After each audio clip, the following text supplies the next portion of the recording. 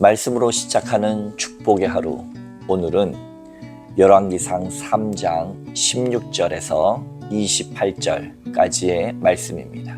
우리 함께 합독하도록 하겠습니다. 그때 창기 두 여자가 왕에게 와서 그 앞에 서며 한 여자는 말하되, 내 주여, 나와 이 여자가 한 집에서 사는데 내가 그와 함께 집에 있으며 해산하였더니 내가 해산한 지 사흘 만에 이 여자도 해산하고 우리가 함께 있었고 우리 둘 외에는 집에 다른 사람이 없었나이다. 그런데 밤에 저 여자가 그의 아들 위에 누움으로 그의 아들이 죽으니 그가 밤중에 일어나서 이 여종 내가 잠든 사이에 내 아들을 내 곁에서 가져다가 자기의 품에 누이고 자기의 죽은 아들을 내 품에 뉘었나이다. 아침에 내가 내 아들을 젖먹이려고 일어나 본즉 죽었기로 내가 아침에 자세히 보니 내가 낳은 아들이 아니더이다 하매, 다른 여자가 이르되, 아니라 산 것은 내 아들이요 죽은 것은 네 아들이라 하고, 이 여자는 이르되, 아니라 죽은 것이 네 아들이요 산 것이 내 아들이라 하며 왕 앞에 그와 같이 쟁론하는지라.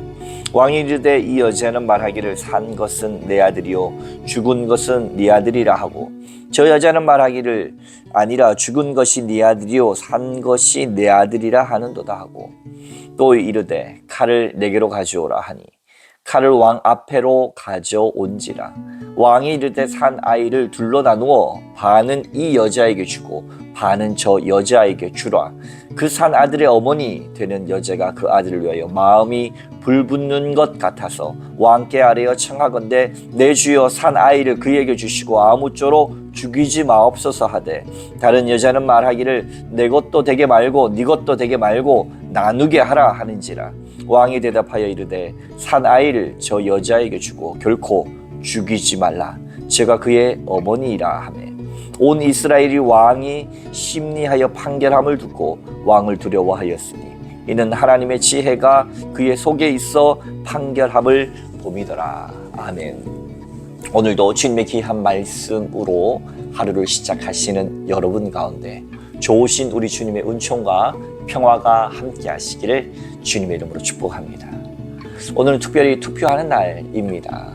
어제도 함께 이야기를 나누었지만 이 땅 가운데 하나님을 두려워하고 하나님의 뜻을, 하나님의 공의를 이 땅 가운데 실천할 수 있는 이를 귀하게 뽑는 일에 우리가 믿는 이로서의 책임을 다하시는 날 되시기를 주님의 이름으로 축복합니다. 오늘 열왕기상 3장 16절 이하는 우리가 너무나도 잘 알고 있는, 예수를 믿지 않는 사람들도 너무나 잘 알고 있는 일화의 이야기입니다. 두 여자가 왕에게 와서 이야기를 하는 거죠. 한 여자가 말하되, 내 주여, 나와 이 여자가 한 집에서 살았다. 한 집에서 살았는데 그와 함께 집에 있으며 해산했는데 사흘 간격으로 다른 여자도 함께 해산을 한 거였어요. 그런데 우리 둘 외에는 집에 다른 사람이 없었나이다. 이것이 중요합니다. 증인이 있다면 최소한 증인이 2명 정도만 서면 이스라엘의 법 가운데에서는 그의 말에는 신빙성이 있었던 것으로 판단합니다. 증인이 아주 중요하죠. 그런데 지금 두 여자가 사흘 간격으로 아이를 낳았는데 한 여자가 아이 위에 누우니 아이를 누른 거죠. 자다가 자기도 모르게 아이를 눌러서 어쩌면 질식사한 것입니다. 아침에 눈을 떠보니 얼마나 당황스러웠겠습니까?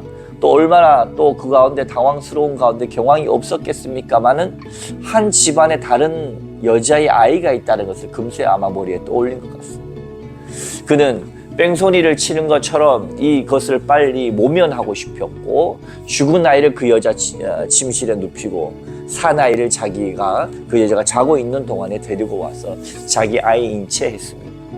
그러나 오늘의 말씀과 같이 21절, 아침에 내가 내 아들을 젖먹이려고 일어나 본즉 죽었기로 내가 아침에 자세히 보니 내가 낳은 아들이 아니더이다.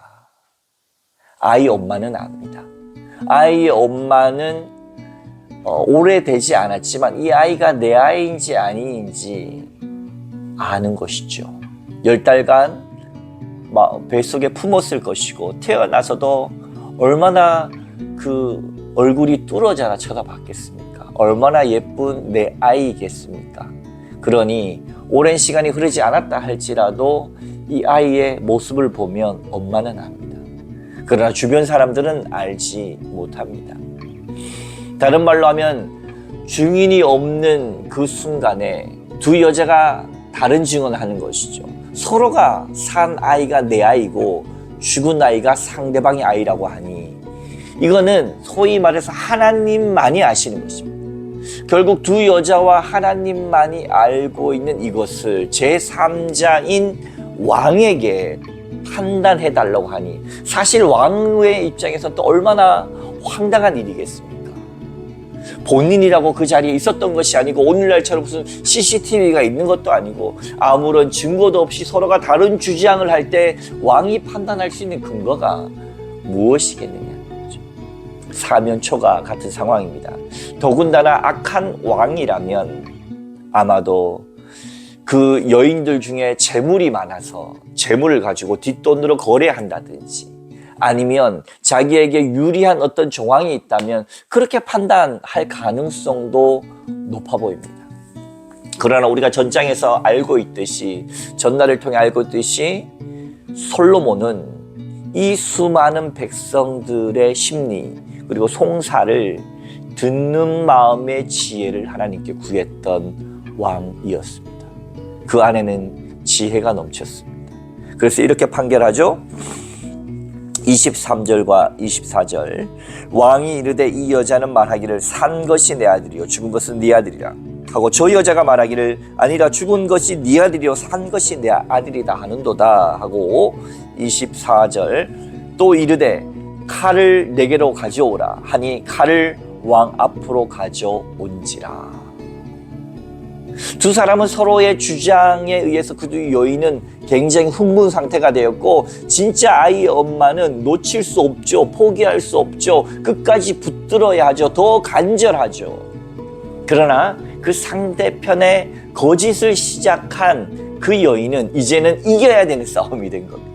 여기서 이제는 본인의 아이를 갖고 말고의 문제를 넘어서 자기의 생명과 이 거짓말이 탄로났을 때의 모습들을 상상하니 이건 어떻게든지 이겨야 되는 싸움이 된 것입니다. 그런데 왕이 판결합니다.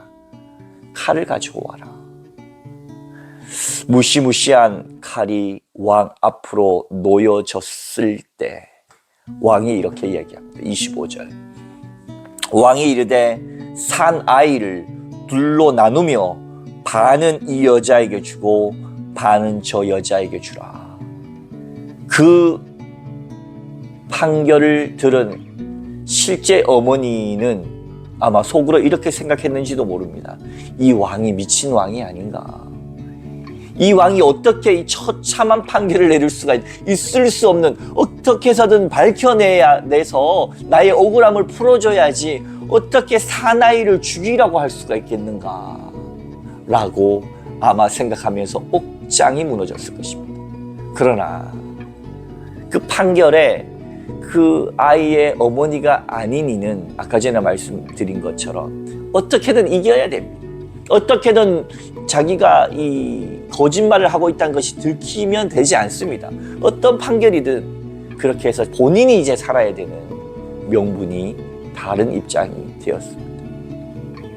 그러자 26절에 그 다른 명분이 다른 표현을 낳게 되죠. 26절 그 산 아들의 어머니 되는 여자가 그 아들을 위하여 마음이 불붙는 것 같아서 레헴 히브리어로 이 어머니의 자궁 신약의 용어로 굳이 이야기하자면 예수님이 창자가 끊어지는 것 같은 이 목적 없는 양들을 봤을 때 느껴지는 그 긍휼의 마음 스플랑크 니조마이라고 해서 이 아이가 넘어질 때 어머니나 부모님 할머니들의 마음이 어떻습니까? 아이쿠 창자가 꿈틀거는 것 같은 그 긍휼의 마음이 불붙는 것 같이 올라와서 왕께 아뢰어 청하건대 내 주여 산 아이를 그에게 주시고 아무쪼록 죽이지 마옵소서 하되 거짓말했던 여자 다른 여자는 말하기를 어쨌든 나만 이제 누명 쓰지 않으면 되는 것이거든요. 내 것도 되게 말고 네 것도 되게 말고 나누게 하라 하는지라. 왕이 옳은 판단했습니다. 좋습니다. 이렇게까지 분위기가 격양되고 내 주장이 받아들이지 않는데 왕 판결대로 하시옵소서. 결국 본색이 드러난 것입니다. 진짜 어머니에게는 이기고 지는 것이 중요한 것이 아니라 생명을 살리는 것이 중요한 일입니다. 유대인들이나 악한 왕이나 바리새인들은 사람이 살고 죽는 것이 중요하지 않습니다. 가짜 엄마입니다. 가짜 지도자입니다. 가짜 국회의원입니다. 가짜 권력자입니다. 그저 나만 잘 되면 됩니다. 그것을 솔로몬 왕이 밝히 드러낸 것입니다.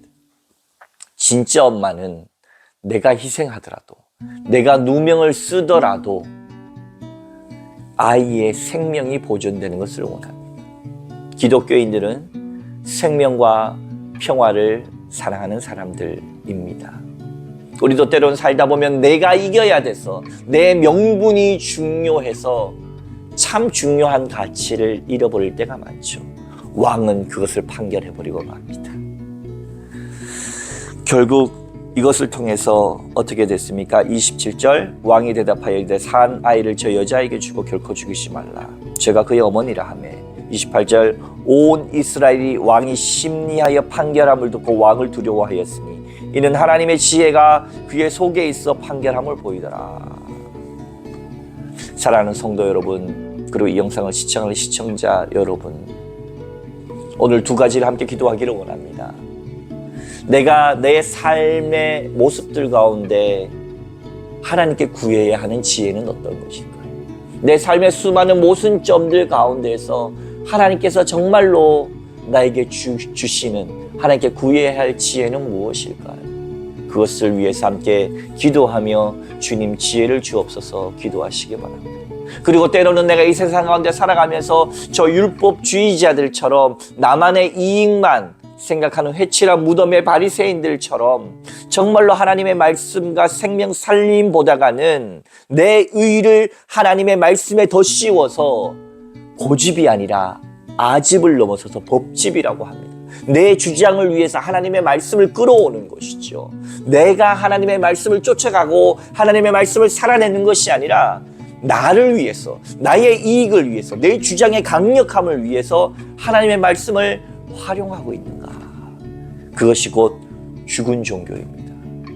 참 종교는, 참 신앙인은 나를 강화시키는 것이 아니라 하나님 앞에 나를 비워가는 사람입니다. 생명 살림을 위해서 우리가 쉽지 않고 연약하고 날마다 넘어지지만 이 사실을 포기하지 않고 하나님의 생명의 성령의 법이 오늘 이 하루도 여러분들을 주장하고 지배하는 날 되시기를 주님의 이름으로 축원합니다. 하나님께 함께 기도드리겠습니다. 하나님 아버지 감사합니다. 오늘도 함께하여 주시고 주님의 말씀 가운데 지혜를 통하여 듣는 마음을 통하여 아버지 하나님 훌륭한 판결을 했던 솔로몬 왕처럼 우리에게 하나님 지혜 주시옵시고 아버지 화석화된 이 종교의 세계가 아니라 참 진리, 참 능력, 하나님께서 주시는 참 지혜의 삶을 오늘 이 하루 살아낼 수 있도록 축복하여 주시옵소서. 우리의 신앙이 살아 숨쉬게 하여 주시고 우리의 신앙이 주님 앞에서 생명력 있게 하여 주시고 우리의 신앙이 이 땅 가운데 많은 생명을 살리는 주님의 도구로 사용되어질 수 있도록 축복하여 주시옵소서. 오늘 이 하루도 하나님 앞에 온전히 맡겨드리며 함께 하시는 거룩하신 예수 그리스도의 이름으로 간절히 기도하옵나이다. 아멘. I love you, Lord. Oh, your mercy never fails me. And all my days I've been held in your hands. From the moment that I